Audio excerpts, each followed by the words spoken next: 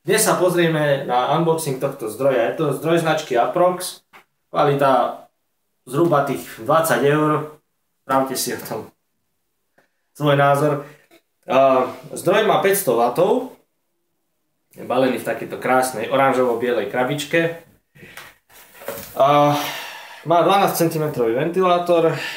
Na krabici môžete vidieť je maximálne zaťaženie 500 W, kombinovanie, ak zaťažíte 3V vetvu, 468 W a v podstate krabica obsahuje kábel. Väčšinou je to zbytočnosť, ale poteší, keď je. Ak stávate nový počítač s tým, že iný nemáte, tak to poteší. Sťahovacie pásky a 4 šrobiky na uchytenie zdroja. Cable tight, alebo ako tomu hovoria. Cable tight tomu hovoria. Tým páskom, sťahovačkám. Po anglicky, že? To je jedno. A samotný zdroj. No a ešte sú tu nejaké papiere. Ale nič podstatné. Zdroj.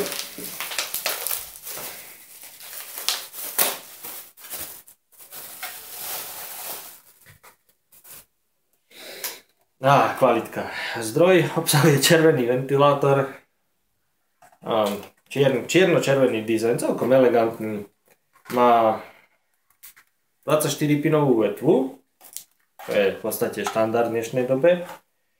4-pinový prídavný, tzv. Pentium 4 konektor, alebo nadávajte tomu ako chcete.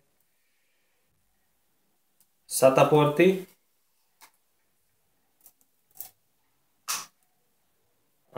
Vieš, čo to nemá?